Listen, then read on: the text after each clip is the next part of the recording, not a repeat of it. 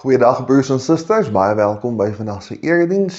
Kom ons bid saam en dan vra ons vir die Here om iets met ons te deel. Ons groot en almagtige Here, ons sit vandag aan die voete. Ons wil ontvang wat U vir ons wil gee. Here, en U gee vir ons so dikwels, so baie. Ons loof U vir die een wat ons verlossing bewerkstellig het en wat ons die ewige lewe gee. Wat vir ons broers en susters gee om ons geloof mee te deel, en wat ons seën met U Heilige Gees, wat elke dag by ons is. Amen. Ons lees vandag uit Lukas 17, ons gaan net aan waar ons verlede week opgehou het. Ons lees Lukas 17 en ons lees vers 11 tot 19, dis hier op bladsy 94 in die Nuwe Testament. Op 'n keer het Jesus op pad na Jerusalem deur die grensgebied tussen Samaria en Galilea gereis. Toe hy 'n sekere dorpie binnegaan, het 10 melaatse mans hom tegemoet gekom. Hulle het op 'n afstand bly staan en uitgeroep: "Jesus, Meester, ontferm U tog oor ons." Toe hy hulle sien, sê hy vir hulle: "Gaan wys julleself vir die priesters." Op pad daarheen is hulle gereinig. Een van hulle het, toe hy sien dat hy gesond geword het, omgedraai en God met 'n harde stem geloof. Hy het op sy gesig aan Jesus se voete neergeval en hom gedank. Hy was 'n Samaritaan. Jesus antwoord hom toe: "Is daar dan nie 10 gereinig nie? Waar is die ander 9? Was daar niemand onder hulle te vind wat omgedraai het om God te loof, behalwe hierdie vreemdeling nie?" Toe sê hy vir die man: "Staan op en gaan. Jou geloof het jou gered." Ons lees net tot sover. Mag die Here elkeen seën wat die woord hoor en ook daaraan gehoor gee. Jare gelede, in 'n distrik baie soos hierdie ene, was 'n ou skaapboer. Hy was 'n sagte oom met 'n dankbare hart. Hy, sy vrou, sy 2 seuns en hulle gesinne het elke aand saam geëet. Elke aand voordat hy vir hulle gebid het, dan sê hy vir die Here dankie vir ietsie van daardie dag. En daai dag brand 'n groot stuk van sy veld af, die trekker ontplof sommer en die oom breek sy arm. Toe was almal baie nuuskierig oor waarvoor hy daai aand gaan bid. Die oom bid: "Dankie Here vir vanaand se kos, en baie dankie dat meeste dae nie verloop soos vandag nie." Ons is in Lukas, so miskien weet party van ons dat Lukas die verbasende evangelie is. Baie min dinge werk soos wat ons het verwag. Gelykenisse en selfs die werklike gebeure vind onderste bo en agterste voor plaas. Niks werk soos wat dit veronderstel is om te werk in die koninkryk van God nie, want die koninkryk van God is soveel anders as die koninkryk van die mens. Hier het ons 'n uitmuntende voorbeeld. Jesus is in 'n grensstreek tussen Judea, een van die provinsies van die Jode, en Samaria, die plek van die Samaritane. Dis 'n soort niemandsland. En dan vra ons, maar wie sou dan by mekaar kom in hierdie gebied wat tussen die boom en die bas is? Dit is die mense wat nêrens welkom is nie. Jesus loop mense raak wat nie regtig hoort in Judea of in Samaria nie. 10 melaatses, waarskynlik saamgestel uit mense uit die Jode, en ons lees van ten minste 1 Samaritaan. Ons weet nie hoeveel van hulle Samaritane was nie, maar ten minste 1 van hulle het in Samaria oorspronklik gewoon. En ek lees hierdie, en ek sien dit voor myself afspeel, en my hart bloei vir hierdie arme mans. Jy het al gehoor van Jesus van Nasaret en die mense wat hy kom genees. Jy het 'n vreemde, ongeneesbare, maklik aansteekbare siekte, en niemand wil nou naby jou kom nie. Mense hou jou op 'n verskriklike afstand. Ek dink as Jesus in die 90er jare fisies op aarde was, dan sou dit 'n paar ouens wees met TB en vigs. Ongeneesbare siekte versprei baie maklik. En hierso is jou hoop nou. Hierso is die kans vir jou om nou verlos te word van hierdie verskriklike siekte. Kyk wat doen hulle. Hulle is al so gewoond aan mense wat hulle vermy. Mense wat niks met hulle te doen wil hê nie. Hulle bly ver op 'n afstand en hulle roep maar tot Jesus. Hulle hoop maar hy kan hulle hoor. Hoe verwerk moet jy nie voel as jy so reageer op die een persoon wat jy dink jou dalk kan help nie? Vir my is dit die menslike weergawe van honde wat terugdeins as jy jou hande oplig. Hier's 'n lang geskiedenis van skaamte en van 'n gebrek aan menswaardigheid. Hierso is 'n geskiedenis van mishandeling. So Jesus genees nie net hulle liggame nie, Jesus genees ook iets baie diep binne in hulle. Jesus sê vir hulle, gaan wys julle self na die priesters, en dis waarna toe hy hulle stuur. Nou, ons dink dadelik waar die priesters gewerk. Die priesters het gewerk by die tempel in Jerusalem. Daar was net daai een tempel gewees, en dit was 'n baie spesiale plek gewees vir die Joodse geloof. Jerusalem was die spil waarom die Joodse wêreld heeltemal gedraai het. Dit was waar die Joodse koning was, dit was waar die tempel was, dit was die sentrum van hulle wêreld. So hulle beweeg van hierdie buitewyk af na die hart van Judea. En nie net gaan hulle nou welkom wees vir die eerste keer tussen mense in baie jare nie. Hulle gaan nou hoort by die mense wat rein is, nes hulle. Volgens die Ou Testament, daar so is 'n lang lys van toestande wat jou onrein kan maak. En een so 'n siekte is melaatsheid, want dit sit bloed op jou, buite jou vel, en dis onrein. So Jesus genees hulle fisies, hy genees hulle emosioneel, en hy genees hulle geestelik. Jesus wys, hy gee om vir die mense wat in liggaam, hart en siel al absoluut afgetakel is. Hulle is so geknak al. Nou, niemand van ons is volmaak nie, maar ons moet ook hoor, Jesus is lief vir almal van ons, en Jesus is lief vir die ware ons. As jy miskien voel of die wêreld teen jou is, dan moet jy onthou, die Here het jou lief, presies soos wat jy is. Nou moet ek 'n paar woorde sê oor die sogenaamde tweede seën. Dis 'n lang aanloop, maar daar's goeie rede hiervoor. In ons tradisie glo ons nie in die tweede seëning nie. Mense praat van die second blessing. En dit word verstaan as die doop in die Heilige Gees. Die teorie is, as jy nou in Jesus glo, dan is jy nou 'n gewone Christen, maar as jy nou regtig een wil wees, as jy nou 'n volledige Christen wil wees, dan kort jy iets. En daai volgende stap, sê die tweede seëning, is om dan weer gedoop te word in die naam van die Heilige Gees, en dan ontvang jy die Heilige Gees.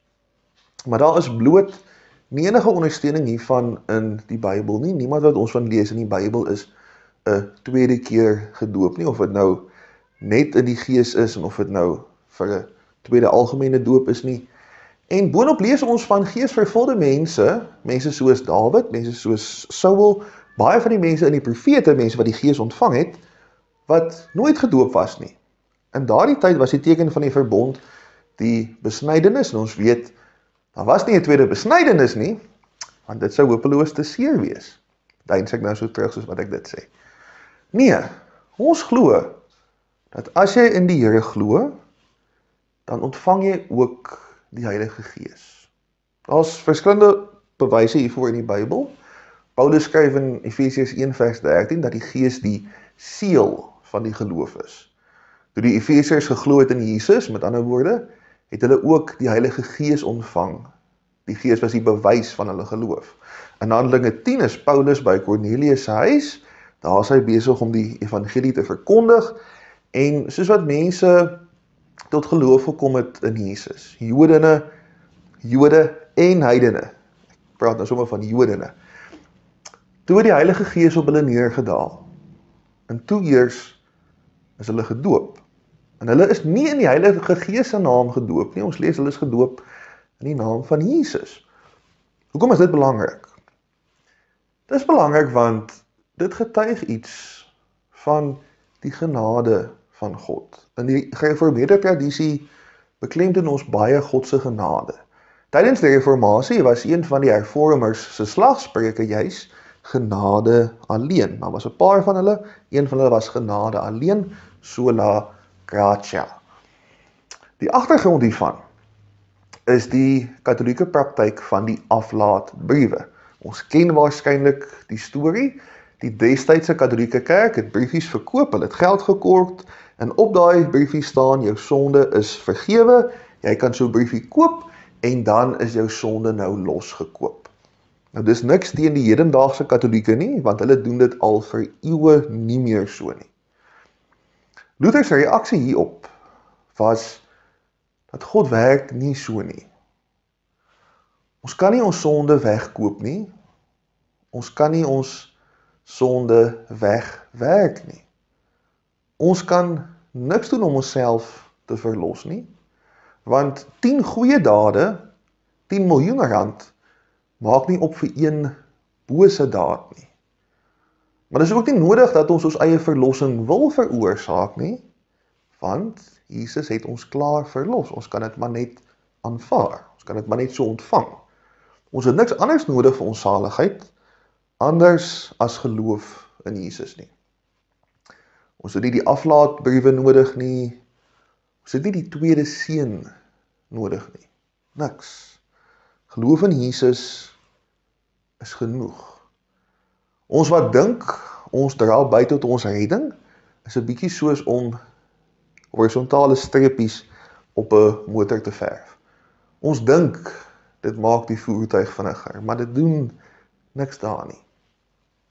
So dis nou die tweede seun. Maar wat kan ons doen? As ons nou sê, ons kan niks doen om ons genade te verdien nie. Wat kan ons doen? Nou raak dit bitter interessant. Verlede Sondag op RSG het bekende sanger Rihanna Nel die volgende gesê. Sy het gesê, in my ervaring kry ons minder genade as ons kla, en as ons dankbaar is, raak die genade meer.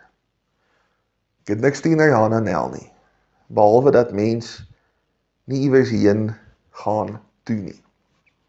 Het werk nie so nie. Ek sal jou volg na Timbuktu, waarheen jy ook al heen gaan toe. Dis nie 'n sin nie, daardie liriek is net daar om te rym, maar kom ons noem dit digtelike vryheid. Terug na Rihanna Nel. Sy doen goeie werk, en sy getuig van God waar sy kans kry, dis wonderlik, niks teen haar nie. Maar die Here se genade werk nie so nie. Die Here se genade is nie afhanklik van ons dankbaarheid nie. Kom ons gesels eers oor die 9 melaatses, die res. Hulle het niks verkeerd gedoen nie, né? Jesus sê vir hulle, gaan wys julle self vir die priesters, en hulle gaan. Een van die 10 het 'n spesiale belewenis gehad, maar ons het geen rede om te vermoed dat die 9 mans hulle self nie gaan wys het vir die priesters soos wat Jesus gesê het nie. Hulle voer net die opdrag uit, hulle is nie slegte mense nie. Maar wat gebeur met die 10de een? Die melaatse man. Ons sou dink dat as een Jood 'n ander een genees, hulle dalk 'n bietjie meer dankbaar sou wees, dalk 'n bietjie meer hoflik, maar ons sien dis nie die geval nie. Dis juist die Samaritaan, daai eeuoue volksvyand, wat die grootheid van die geleentheid besef, en hy kom terug en hy sê dankie. Jesus sterg nog oor die ander 9. Jesus vra, maar waar sou was hulle? Was dat dan nie 10 van julle gewees nie?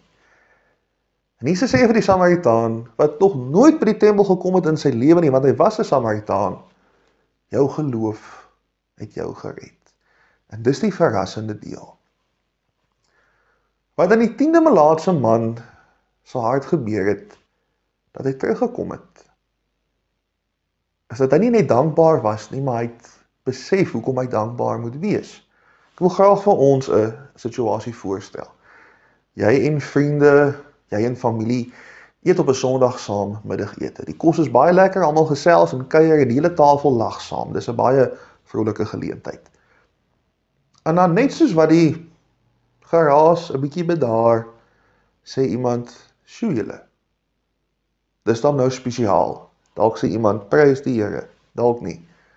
Skielik raak almal nou opnuut bewus van wat in die oomblik gebeur, en hulle hou dit dan vas in hulle gedagtes.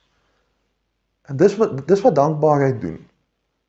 En ek dink dis wat Rihanna Nel moontlik eerder beleef het. My omstandighede gaan nie verbeter of verswak omdat ek dankbaar is of nie. Maar ek gaan gelukkiger wees as ek dankbaar is. Ek gaan meer waarde heg aan dit wat ander mense as vanselfsprekend aanvaar. Dan kan ek gelukkiger wees as mense wat meer het as ek, want ek besef wat ek het. Kan dit gebeur dat mense goeie redes het om nie dankbaar te wees nie? Natuurlik. Slegte dinge gebeur. Maar op die ou end is dit ons dankbaarheid wat ons maak dat ons al die genade van God kan raak sien. As ons kyk, gaan ons dit sien en dit waardeer, want dit is verseker daar. Amen. Ons Here, ons wil graag vandag met alles wat U vir ons doen, alles wat U reeds vir ons gedoen het, wil ons na U kom en ons wil vir U sê, dankie Here. Dankie dat ons U kinders kan wees. Dankie dat baie van ons, meeste van ons weet, waar ons vanaand gaan slaap en wat ons vanaand gaan eet. Here, ons dink aan die mense wat dit nie kan sê nie. En ons vra dat U met hulle sal wees deur ons. Here, ons dink ook aan die mense wat soveel het, maar wat dit nie waardeer nie, en wat in hulle siel diep ongelukkig is. Here, ons vra dat U ons sal seën met dankbaarheid, om U raak te sien, en dankbaarheid om U daarvoor te loof. Amen.